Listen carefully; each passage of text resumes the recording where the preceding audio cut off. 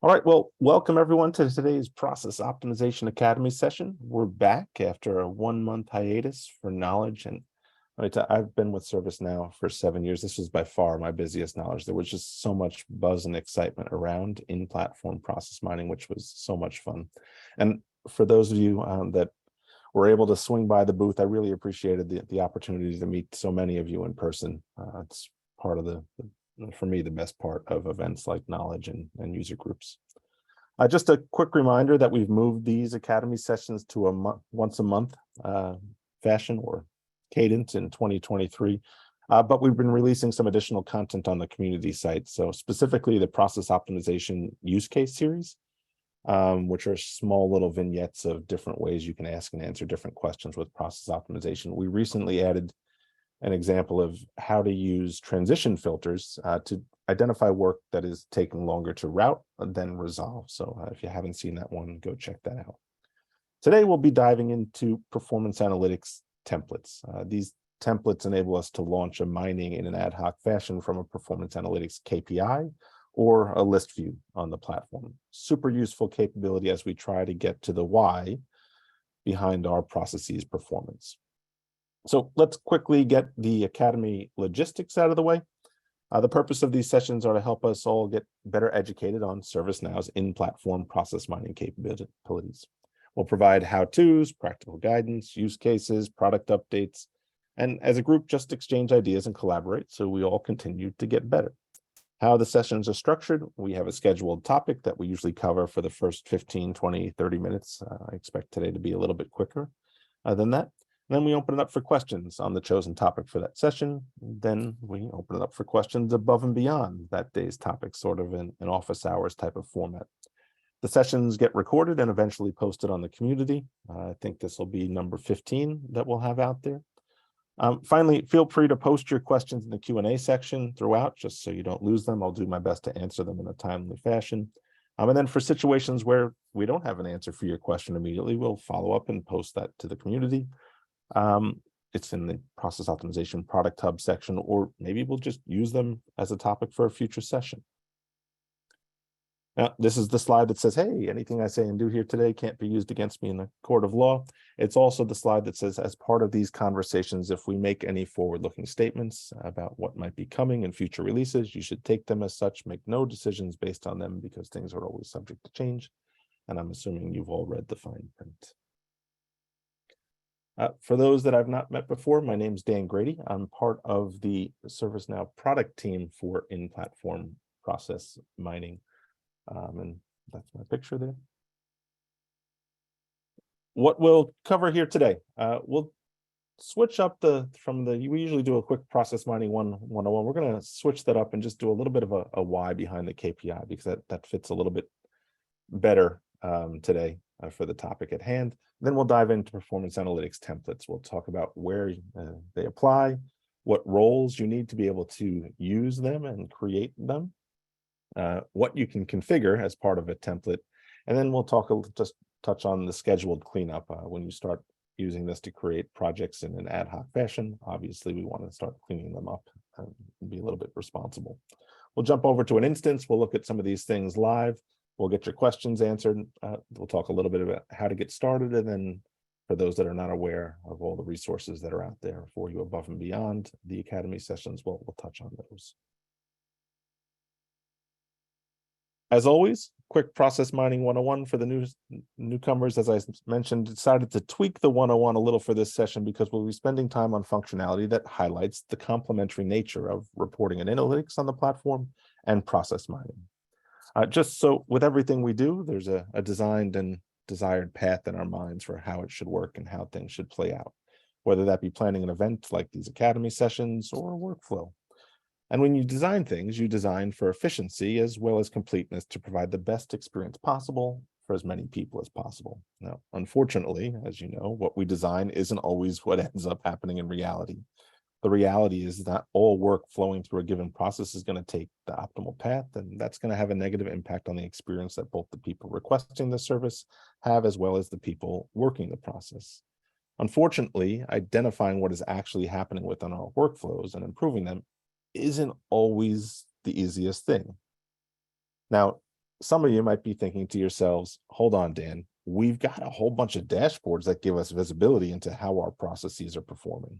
And you'd be right. And I hope you're using performance analytics and reporting on the platform to answer important questions like how many tickets did you work? What types of tickets were they? How long did it take to get the work done? And most importantly, are we hitting our targets and improving our cycle times? Right? You likely have dashboards like this to answer those important questions.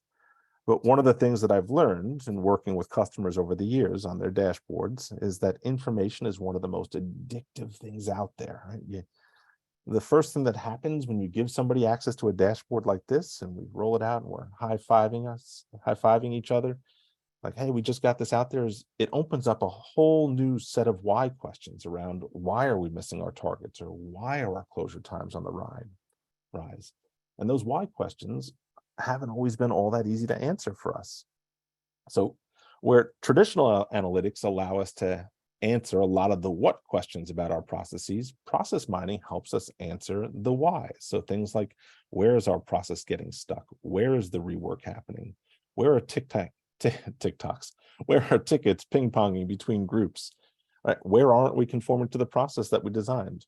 All these things have historically been difficult to answer and then act upon. And now they're going to be available to us in a couple of clicks.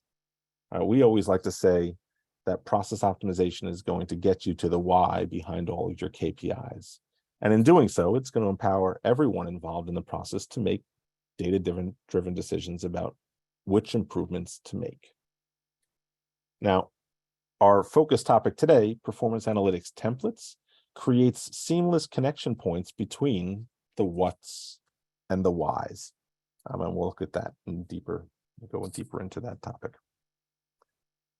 So one of the many advantages to taking an in-platform approach to process mining is the direct connection that is available between reporting and analytics and process mining, enabling stakeholders to ask follow-up questions in just a click or two. Right? That one-click ad hoc experience that you're going to see here today is going to be powered by configuring performance analytics templates. And once a performance analytics template is created for a given table, you'll be able to launch a contextual mining job from 3 very specific places on the platform. First, Analytics Hub for a specific performance analytics KPI. And for those that may not be familiar, Analytics Hub is where you land when you drill into an indicator that's on a more traditional dashboard inside of your instance. All right, so we'll go into Analytics Hub. You'll see in the upper right this go to process optimization option. And again, we'll look at these all live in an instance. You can mine directly from a KPI detail screen, and KPI's detail screen is where you land if you drill into an indicator from a workspace-based dashboard. And then finally, you can launch an ad hoc mining from a list view. I apologize for the screenshot there. It looks like I've highlighted the launch interactive analysis, but you'll also notice in that list view menu, that launch process optimization option there. In all 3 of these, the relevant situations, whether you're going from Analytics Hub, KPI details, or a list view, the relevant filter criteria is going to be passed along to the mining exercise. So if it's a performance analytics based, we'll pass the time period and the breakdown information along to the mining job. If it's a list view, we'll pass all the filter criteria. Right? If you think about how powerful that is to be able to get to the level of process visibility that process mining provides in just a single click from these 3 places. Huge advantage. Now, to get this power, you need to have the appropriate roles, of course. Right? First and foremost, you need to be able to see performance analytics KPIs. So you'll need to have the PA viewer role.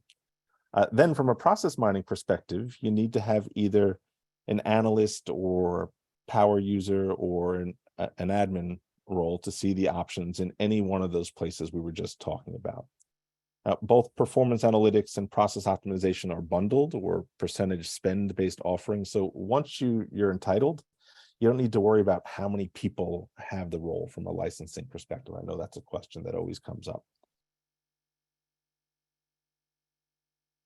Now, in terms of the templates themselves, you'll access existing templates or create new ones from the left-hand navigation in the process optimization application.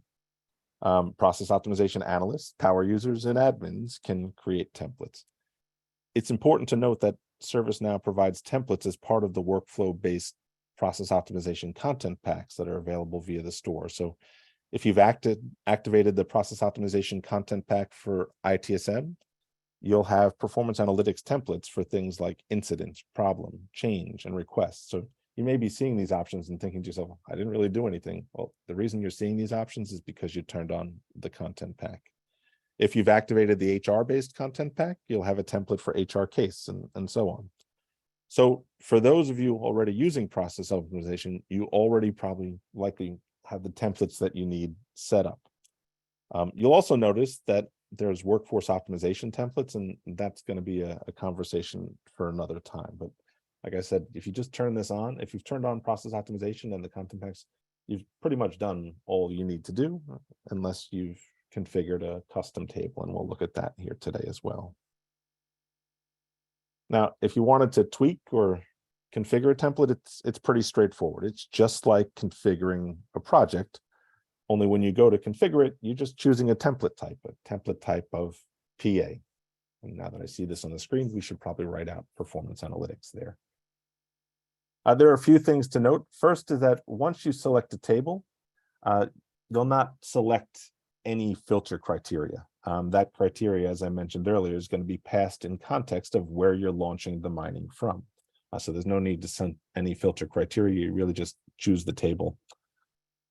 Second, while you'll see the ability to set a KPI dashboard as well as project and process finding definitions on the form, they're not really going to do anything because they're going to get overridden by the process configuration that you have. So in prior sessions, we dug into process configurations. That's kind of the process configuration record is where you set up your process finding definitions, where you set up your dashboards, where you set up your root cause, cluster, and automation discovery configurations, that kind of hub for all the configurations you need for a table that you're going to be mining.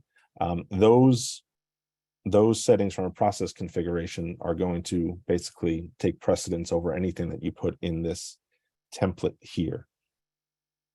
The ad hoc project that will get created from a template is going to inherit the dashboard, right, from those places. The things that you will configure here are activities and breakdowns. Those are the big pieces here, right? So really, other than the table, you're configuring activities and breakdowns. And those are going to help you see what transitions and stuff like that on the map. The last thing that we need to touch on before jumping into the instance is cleanup. This capability was designed to support ad hoc mining. So the projects that are typically created in these situations are not likely projects you're going to want or need to keep around forever. It's just kind of the situation. Hey, I see something interesting. I want to dig into that. So there's a scheduled job that goes and does periodic cleanup on these projects. By default, this job cleans up projects that are created via performance analytics templates that are older than 30 days. And this is a configurable property. That 30 days is just what we'd set by default. And when we jump into the instance, I'll show you where this property is.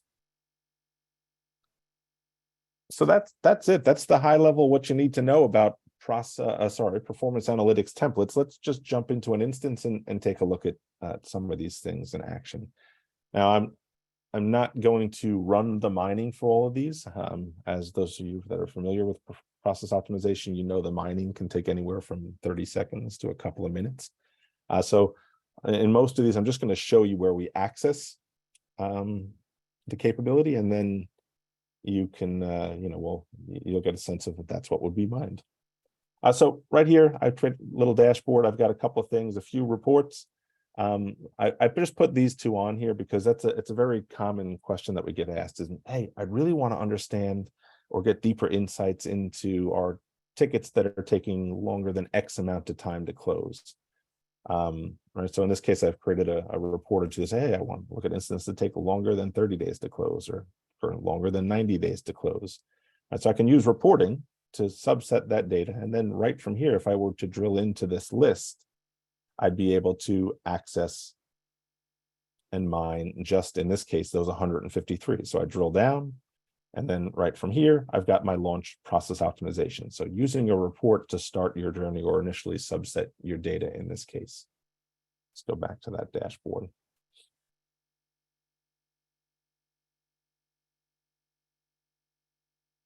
Now, from a performance analytics indicator or visualization on this dashboard, I could come in here and I'll say, listen, maybe I'm interested in these 3,085 instances that closed in November.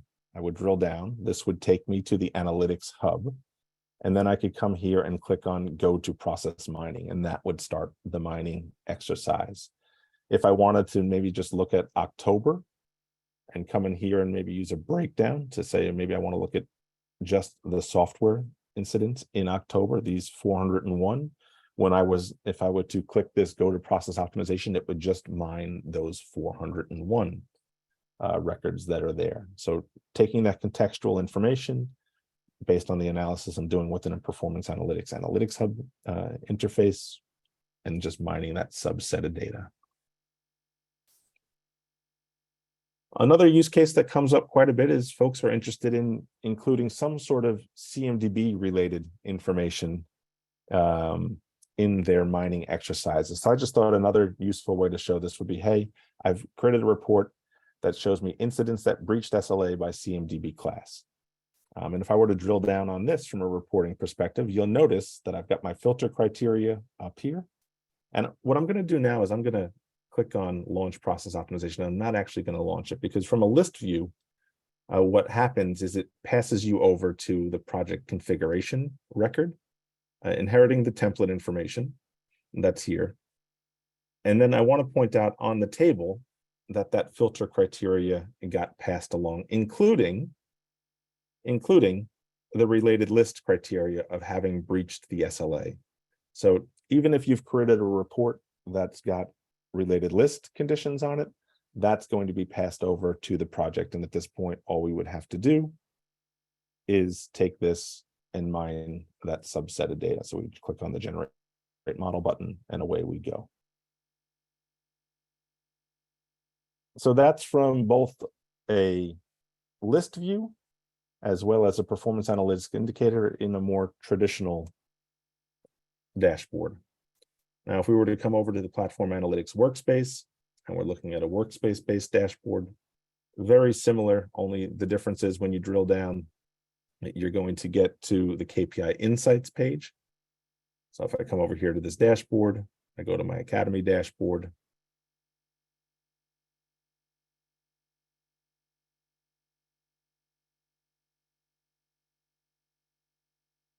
And I've got my number of closed incidents. This will drill me down to the KPI insights page. So instead of having my icon up here that says go to process mining, I've got my option here to open in process optimization, and this would then mine these 2,700 incidents.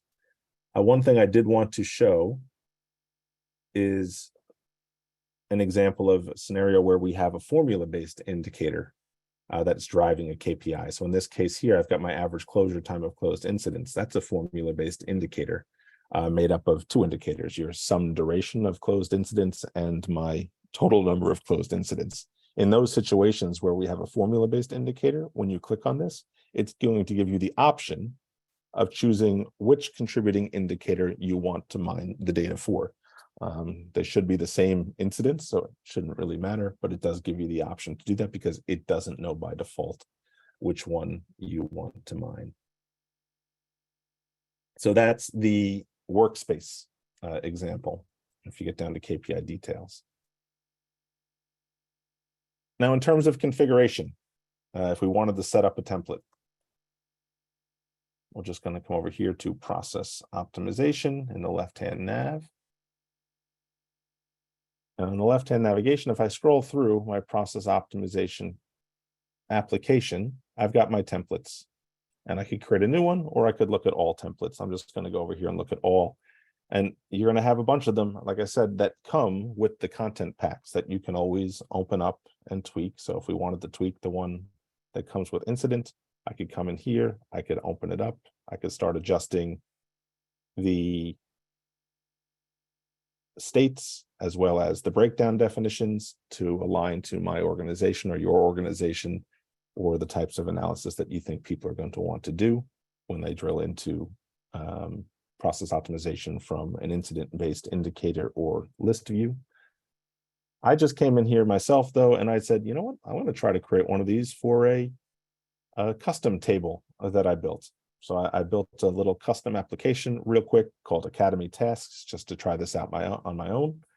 I created a new project definition. I selected the template type of PA. In this case, I did not set up a process configuration record. So this KPI dashboard that I've set here is going to apply. Again, if I had a process configuration, it would override it. So just something to mentally note for those of you that are playing around with templates. If you create a custom table and there is no process configuration record, you can still create a template for that so people can do ad hoc mining and use the configurations in the template. I set up my table configuration here for Academy Tasks, which was the custom table that I created.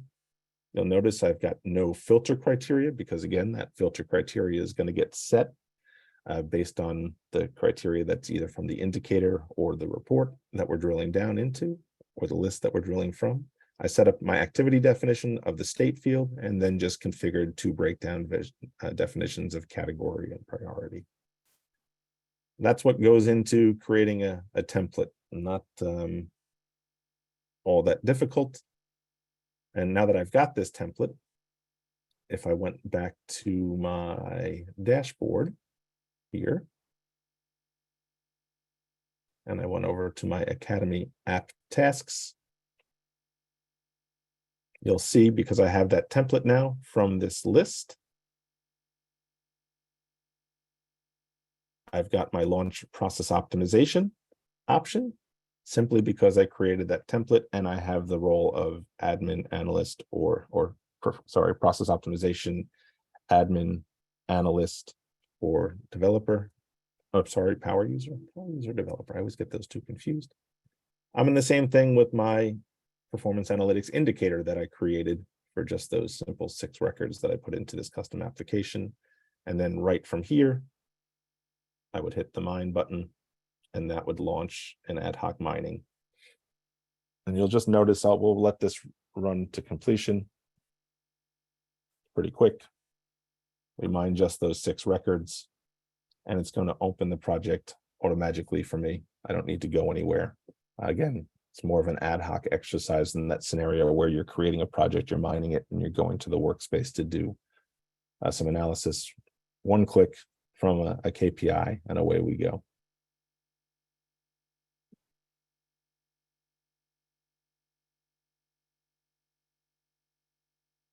And I only had 6 records here.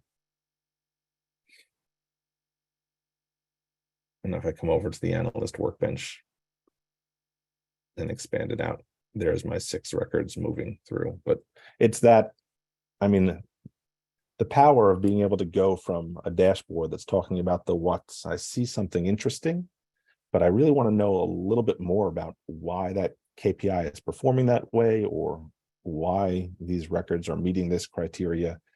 Be able to get to this level of detail and start answering more of those why questions in a single click. Super powerful. And again, something that you're only going to get by taking an in-platform approach to process mining.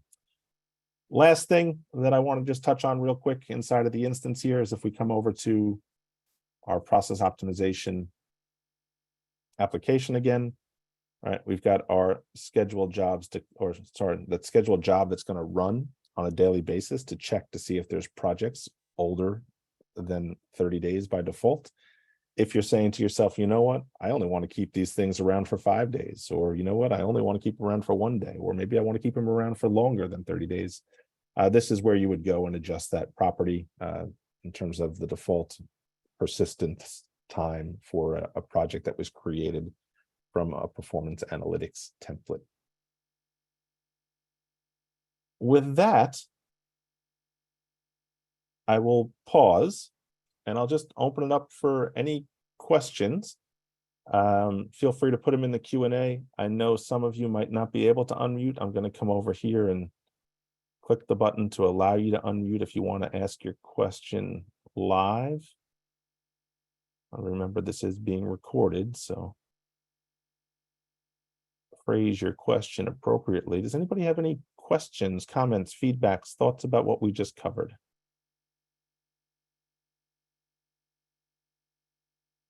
I'll give you a second to get those in.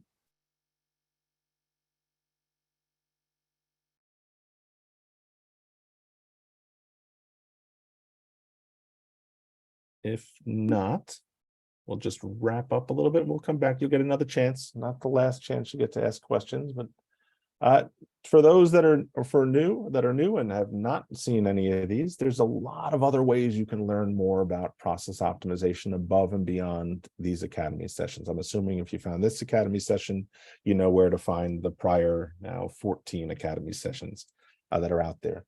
There is a more formal on-demand training on the Now Learning site called Process Optimization Essentials. It's about 45 minutes self-paced training that's out there. Actually, no, it's 90 minutes, but if you do it at 2 times speed, it would be 45 minutes. There's a really good Now on Now white paper. Obviously, we use process optimization here at ServiceNow. We've been mining for a while.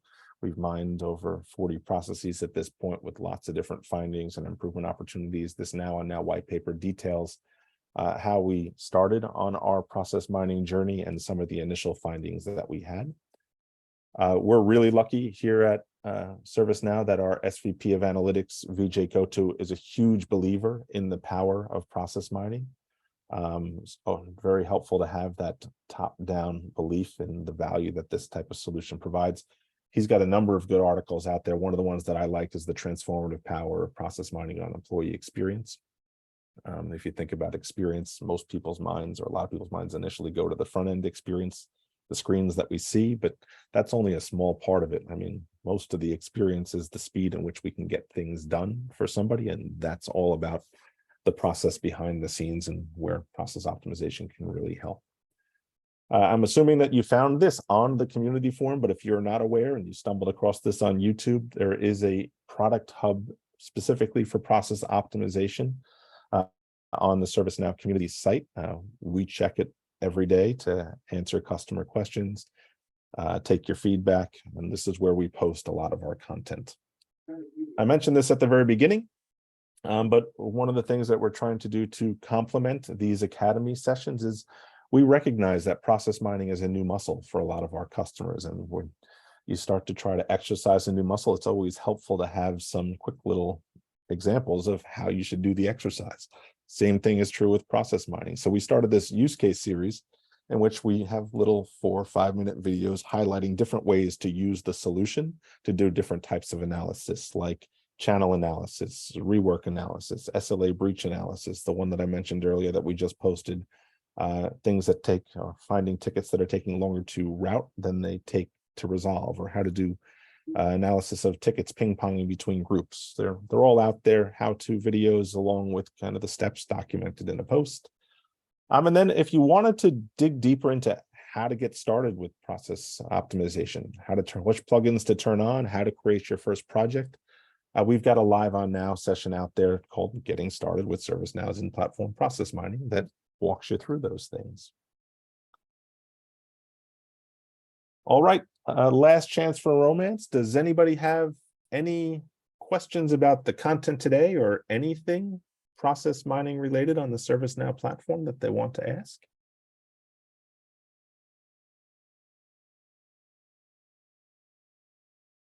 Going once, going twice. All right, sold. Just in terms of the next sessions, what we'll be doing next. Session number 16, I can't believe we've done 15 of these. One of the things that we released in Utah, one of the enhancements in Utah was enhancing the histogram capability. This is, for me, somebody who does a lot of analysis, having the ability to interact with the histogram to identify things that are moving into a certain state multiple times. Let's think about an incident. You want to focus on just the incidents that went into a waiting caller info 3 times or more. You can use the histogram to now drill down and isolate those. Or if you want to focus in on HR cases that are taking longer than 6 hours to go from new to assigned, you can use the histogram to just isolate that subset of data by clicking on that transition in the map and using the histogram to narrow it down. Super powerful capability to isolate outliers in a process. So much so that we think it's important to do a specific session on just the histogram. So in July, that's the topic that we're going to cover. And I believe, based on everything that I've seen so far, that we'll be ready to cover the what's new in Vancouver in our August session. As always, if you have ideas or thoughts around a session that you'd want us to run, please post those in the community or reach out to me. I'm always looking for ideas. It's not always the easiest to come up with different topics to cover. So if there's something that's important to you that you want to learn more about, please let me know, because I want to make sure that we add it to the agenda or the schedule and get it covered. With that, I want to thank you all for your time. Look forward to chatting more about in-platform process mining with you moving forward, and we'll see you on next month's Academy session. Thanks, everyone. Thank you, Dan.